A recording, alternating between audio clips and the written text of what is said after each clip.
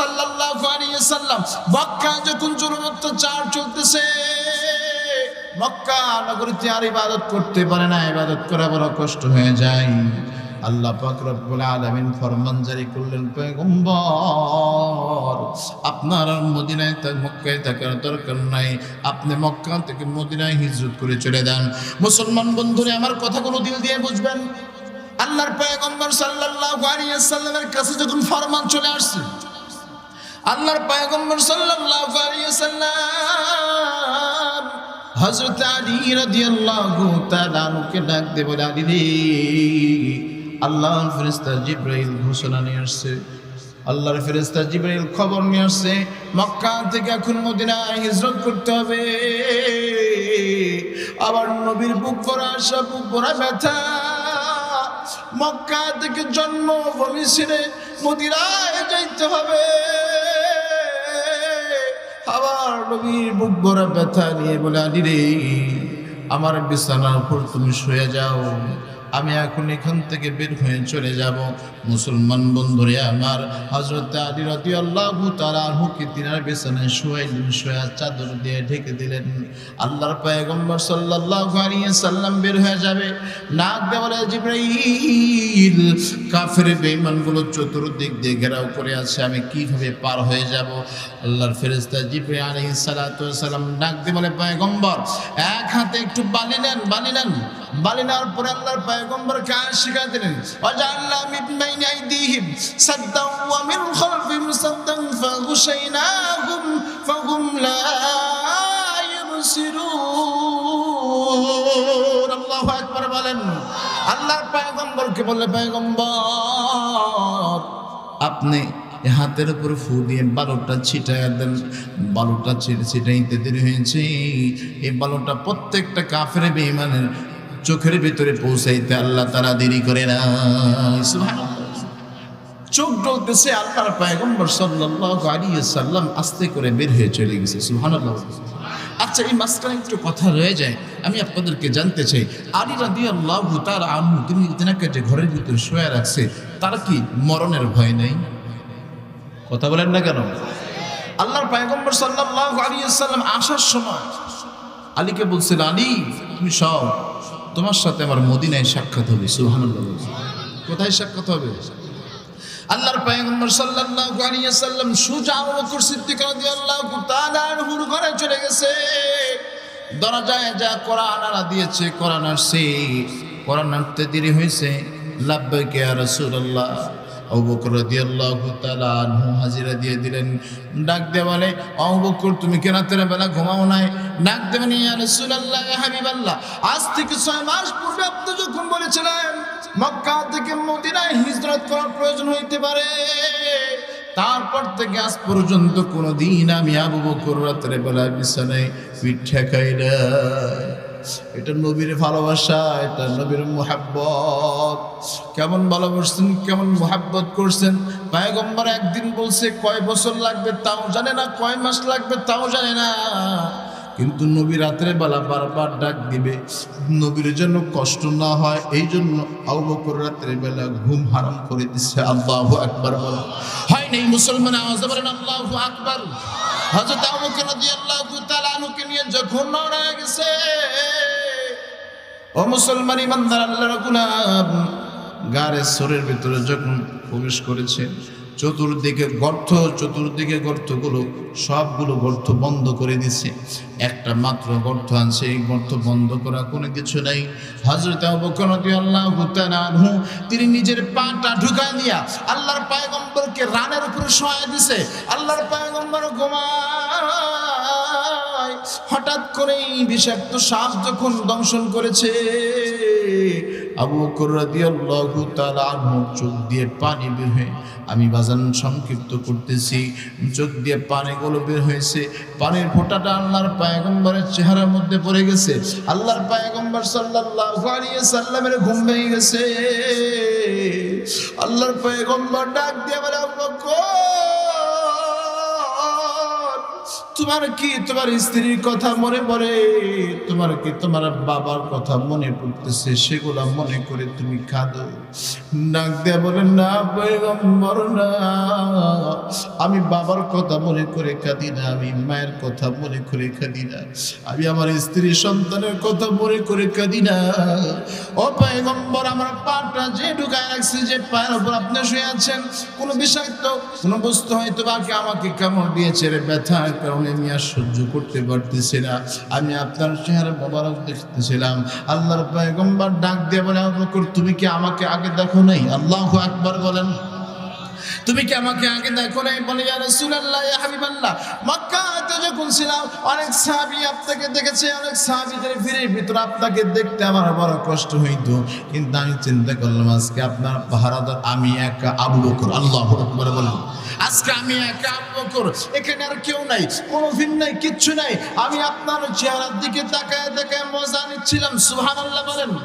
আমার পেটের ভিতরে খোদা ছিল, খোদাগুলো নিবারণ হচ্ছিল, আমি আপনার চেহারার দিকে তাকায় তাকায় আমি দেখতেছিলাম আর ভাবতেছিলাম এই চেহারার উপরে, এই সুন্দর চেহারাওয়ালা মানুষকে তার পাশে কেমন কষ্ট দিছে। আপনার চেহারার দিকে তাকায় আমি আপনার চেহারা দিকে তাকায় আপনার সুন্দর চেহারা দেখতেছি, আর যখন বিষাক্ত সাপ আমাকে দংশন করছে, এই কষ্ট, এই বেদনা, এই কষ্ট আমি সহ্য করতে পারতেছি না পয়গম্বর। হঠাৎ করে আমার চোখ থেকে পানি বের হয়ে গেছে। ও মুসলমান ইমানদার আল্লাহর গোলাম, চিন্তা করে দেখেন আবু বকরের ভিতরে কেমন মহব্বত, এই মহব্বতের নজরে কেমন মহব্বত। মুসলমান সাইয়্যিদিনা হযরত ওমর ফারুকের নাম শুনছেন? এই সাহাবী কি নরম না গরম? আরো জোরে বলেন। ওমর ফারুক রাদিয়াল্লাহু তাআলা ডাক দিয়ে বলে, আবু বকর, ও বকর, তুমি তো আমার বন্ধু, আমি তো তোমার বন্ধু। ও বন্ধু, আমি তোমার কাছে একটা জিনিস চাইবো, তুমি কি আমাকে দিবা নাকি? আবু বকর ডাক দিয়ে বলে, বন্ধু, তুমি বন্ধু হয়ে আমার কাছে চাবা, আমি দেব না, এটা তো হইতে পারে না। তুমি কি চাবা চাও, আমি তোমাকে দিয়ে দেব। আবু বকর রাদিয়াল্লাহু তাআলা আনহুকে ডাক দিয়ে বলে, আবু বকর, আমি অন্য কোনো কিছু তোমার কাছে চাই না, তোমার জিন্দেগির কোনো আমল চাই না, আমি শুধুমাত্র ওই পাহানাদারের একটা রাত আমি তোমার কাছে চাই, ওই একটা রাতের সব তুমি আমাকে দিয়ে দাও। আবু বকর রাদিয়াল্লাহু তাআলা আনহু চোখ থেকে ছোট মানুষের মতো ঝরঝর করে পানিটা ছেড়ে দিয়ে ডাক দিয়ে বলে, বন্ধু এমন একটা জিনিস তুমি চেয়েছো, তুমি এই জিনিসটা না চেয়ে তুমি যদি আমার কলিজাটা চাইতে, আমি তোমার কলিজাটা খুলে দিতাম। আল্লাহু আকবার বলুন। আমার কলিজা তোমাকে খুলে দিতাম, কিন্তু না না ওমর, আমার জিন্দেগিতে কোনো আমল আল্লাহ তাআলার কাছে কবুল হবে কিনা আমি কোনো গ্যারান্টি না, কিন্তু আমার দিল সাক্ষী দেয়, ওই এক রাত আল্লাহর পয়গম্বরকে পাহারা দিয়েছি কেউ না, আমি একা। আল্লাহর পয়গম্বরের চেহারা দেখেছে আমি একা। ওই একটা রাত আমার কাছে বড় সম্বল মনে হয়। এই একটা রাত ওমর তুমি চাও না, এই একটা রাত ছাড়া তুমি যা চাও আমি তোমাকে দিয়ে দিব। আল্লাহু আকবার বলো। আল্লাহর মুহাব্বত, আল্লাহর নবীর মুহাব্বত তার দিলের ভিতর। আবু বকর রাদিয়াল্লাহু তাআলা আনহু দিলের ভিতর আল্লাহর পয়গম্বরের মুহাব্বত। হযরত ওমর ফারুক রাদিয়াল্লাহু তাআলা আনহু দিলের ভিতরে পয়গম্বরের মুহাব্বত। ও মুসলমান ইমানদার আল্লাহর গোলাম, মুহাব্বত এমন একটা জিনিস, কেউ যদি কাউকে ভালোবাসে, মুহাব্বত করে ভালোবাসা দিলে মানুষ কিন্তু অনেক কিছু হাসিল করতে পারে, ঠিক কিনা বলেন? মানুষের প্রতি যদি ভালোবাসা না থাকে, আন্তরিকতা না থাকে, তার কাছ থেকে কোনো কিছু নেওয়া যায়। মুসলমান ইমানদার আল্লাহর গোলাম, আল্লাহর পয়গম্বরকে বড় মুহাব্বত করছে, ভালোবাসছে। শুধুমাত্র যে আল্লাহর পয়গম্বরই ভালোবাসছে, আবু বকরই ভালোবাসছে, বিষয়টা এমন নয়। আল্লাহ পাক রব্বুল আলামিন আগেই জানাইছেন, কুল ইন কুনতুম তুহিব্বুনাল্লাহা ফাত্তাবিউনি ইউহিব্বুকুমুল্লাহ ওয়া ইয়াগফির লাকুম যুনুবাকুম ওয়াল্লাহু গফুরুর রহিম। আল্লাহ পাক রব্বুল আলামিন বলে, বান্দা, কুল ইন কুনতুম তুহিব্বুনাল্লাহ, তোমরা যদি আমি আল্লাহ তাআলাকে ভালোবাসতে চাও, ফাত্তাবিউনি, আমার নবীকে অনুসরণ করো, আমার নবীকে ভালোবাসো। সুবহানাল্লাহ বলেন। আমার নবীকে অনুসরণ করো। ভালোবাসা এক জিনিস, অনুসরণ করা আরেক জিনিস। আমি ভালোবাসি, আমার নবী যা করে আমি তাই করি। আমার নবী মুখে দাড়ি রাখছে, আমি মুখে দাড়ি রাখছি। আমার নবী জুব্বা পরেছে, আমি জুব্বা পরি। আমার নবী মাথায় টুপি পরেছে, আমি টুপি পরি। এটা অনুসরণ করে, ঠিক কিনা বলি? ভালোবাসা এক জিনিস, আমি মোহাব্বত করি ভালোবাসি, আমার সামনে একজনকে মারছে, থাপ্পড় দিয়েছে, বেচারা মারলো বন্ধুটাকে, আফসোস হয়। কিন্তু যদি তাকে অনুসরণ করে কলিজার থেকে ভালোবাসে, বন্ধুকে থাপ্পড় দিতে দেরি হয়েছে, উল্টা থাপ্পড় তার দিতে দেরি হয় না। কথা বল না কেন? এটা মুহাব্বত, এটা অনুসরণ করা মুসলমান ইমানদার আল্লাহর গোলাম। এমন মুহাব্বত হযরত আবু বকর সিদ্দিক রাদিয়াল্লাহু তাআলা আনহু তিনি করেছেন। আবু বকর আর ওমর তাদের ভিতরে পালা হইতো ইবাদতের, ঠিক কিনা বলেন? আর আমাদের ভিতরে পালা হয় গুনাহের। কথা বল না কেন? গুনাহ করে সেঞ্চুরি করে, জেনা করে সেঞ্চুরি করে, মিষ্টি খাওয়ায়, এরা মানুষের কাছে, জাতির কাছে প্রকাশ করে। আর নবীর মুহাব্বতের মানুষ যারা, নবীর কাছের মানুষ যারা, তারা গুনাহ করে না, গুনার হিসাব তাদের কাছে নেই, তাদের কাছে নেকের কোনো হিসাব নেই। সারাদিনে গুনাহ কয়টা করেছে এই গুনার হিসাব তার কাছে আছে, ঠিক কিনা বলেন? এজন্য মুসলমান গুনাহ করব না নেক করব? গুনার কাজ ছেড়ে দেব, রাজি আছেন তো ইনশাআল্লাহ? নেকের কাজ ধরতে হবে, আল্লাহর পয়গম্বরের মুহাব্বত ভালোবাসা ঢুকাইতে হবে। আল্লাহর পয়গম্বর সাল্লাল্লাহু আলাইহি ওয়াসাল্লাম দুনিয়া থেকে চলে গেছে, ওয়ারাসাতুল আম্বিয়া উলামায়ে কেরাম এখন দুনিয়াতে আছেন। ইন্নাল উলামা ওয়ারাসাতুল আম্বিয়া, উলামায়ে কেরাম চলে গেছে, আল্লাহর পয়গম্বর চলে গেছে, উলামায়ে কেরাম রয়ে গেছে। আল্লাহর পয়গম্বর বলেন, কুন আলিমান, তুমি আলেম হও, আও মুতাআল্লিমান, অথবা আলেমের ছাত্র হও। আলেমের ছাত্র যদি না হইতে পারে, কমস কম আলেমকে মুহাব্বত করো, ভালোবাসো, অথবা আলেমের পরামর্শ নিয়ে চলো, এটাই তোমার জান্নাতে যাওয়ার কারণ হবে। সুবহানাল্লাহ বলেন। এজন্য কাকে মুহাব্বত করব? একজন ইমামকে মুহাব্বত করেন, একজন আলেমকে মুহাব্বত করলে কাকে মুহাব্বত করা হবে? আল্লাহর নবীকে মুহাব্বত করা হবে। আল্লাহর পয়গম্বর সাল্লাল্লাহু আলাইহি সাল্লাম বলেন, আমার মুহাব্বতের পরিচয় তুমি কেমনে দিবা? আল্লাহর পয়গম্বর সাল্লাল্লাহু আলাইহি সাল্লাম বলেন, মান আহাব্বা সুন্নতি ফাকাদ আহাব্বানি ওয়া মান আহাব্বানি কানা মাই ফিল জান্নাহ। আল্লাহু আকবার বলেন। আল্লাহর পয়গম্বর বলেন, ও মুতরদার, আমি পয়গম্বর দুনিয়াতে না, আমি পয়গম্বর দুনিয়াতে থাকবো না, আমি পয়গম্বর দুনিয়া থেকে চলে যাব, কিন্তু আমার সুন্নতটা রয়ে যাবে। আমার সুন্নতকে যদি তোমরা অনুসরণ করো, মুহাব্বত করো, তাহলে সুন্নতকে মানা মানে আমি পয়গম্বরকে মুহাব্বত করা, ভালোবাসা। সুবহানাল্লাহ বলেন। যেই ব্যক্তি আল্লাহর পয়গম্বরের সুন্নতকে ভালোবাসবে, মানবে, আল্লাহ পাক রব্বুল আলামিন পয়গম্বর বলেন, মান আহাব্বা সুন্নতি ফাকাদ আহাব্বানি ওয়া মান আহাব্বানি কানা মাই ফিল জান্নাহ। যেই ব্যক্তি আল্লাহর পয়গম্বরের সুন্নতকে মানবে, আমার পয়গম্বর বলে, আমি পয়গম্বর ওই উম্মতকে মুহাব্বত করব, ভালোবাসবো। সুবহানাল্লাহ। আল্লাহর পয়গম্বর মুহাব্বত ভালোবাসা করি শেষ নাই। আমার পয়গম্বর বলেন, কানা মাই ফিল জান্নাহ, আমি পয়গম্বর ওই উম্মতকে নিয়ে জান্নাতে যাব। সুবহানাল্লাহ। মুসলমান বলতেছিলাম, ওই যে হযরত আলী রাদিয়াল্লাহু তাআলা আনহু, কথা মনে আছে? ওই যে ঘরে শোয়া রাখছে, মনে আছে? আলী রাদিয়াল্লাহু তাআলা আনহু, তিনাকে আল্লাহর পয়গম্বর সাল্লাল্লাহু আলাইহি ওয়াসাল্লাম ঘরের ভিতরে শোয়া রাখছেন, চলে আসছে মদিনায়। পরবর্তীতে আলী রাদিয়াল্লাহু তাআলা আনহু যখন মদিনায় আসছে, তার কাছে প্রশ্ন করা হয়েছিল, কাফের বেঈমানরা যখন তোমাকে ঘেরাও করেছে, ঘরের ভিতরে যখন প্রবেশ করলো, আল্লাহর পয়গম্বর তোমাকে ঘরের ভিতরে শোয়া রাখছে, তোমার দিলের ভিতরে কি মোটেও কোনো ভয় ছিল না? হযরত আলী রাদিয়াল্লাহু তাআলা আনহু ডাক দিয়ে বলে, আল্লাহর কসম করে বলি, বিন্দুমাত্র ভয় আমার দিলের ভিতরে ছিল না। আল্লাহু আকবার বলে, কেন কেন তোমার দিলের ভিতরে ভয় না থাকার কারণটা কি একটু জানতে চাই? ও মুসলমান ইমানদার আল্লাহর গোলাম, আল্লাহর পয়গম্বর জলিল কদর সাহাবী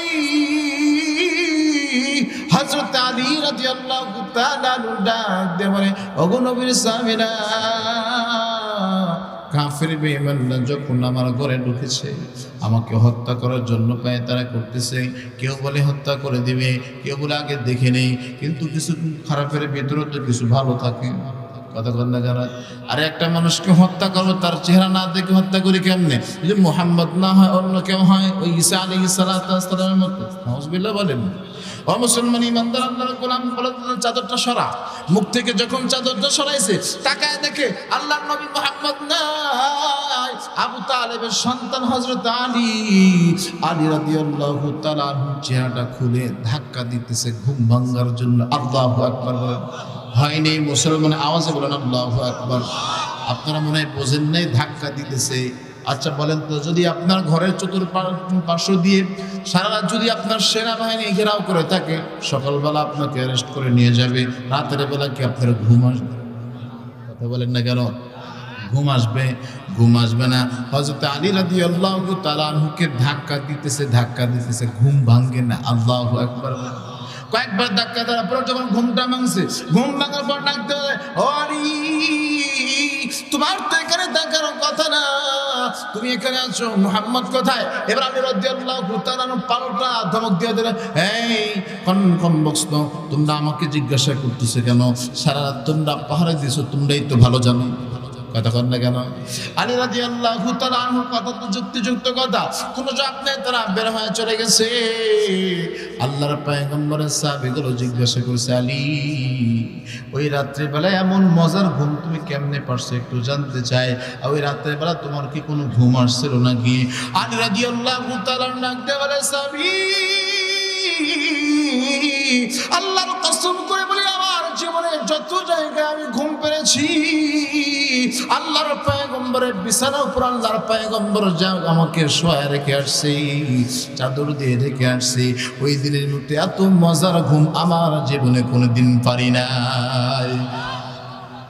এত মজার ঘুম আর কোনোদিন পারি নাই। বলে এটা কেমনে সম্ভব? নাক দিয়ে বলে, ও সাহাবী, একটা কারণে আমি বিশ্বাস করেছি, সেটা হলো আমার পয়গম্বরের প্রথম সাবালক, প্রথম নাবালক বাচ্চা, ছোট সাহাবী হলাম আমি, প্রথম আমি মুসলমান প্রথম হয়েছি। কি কিশোরের ভিতর সর্বপ্রথম মুসলমান হযরত আলী রাদিয়াল্লাহু তাআলা আনহু।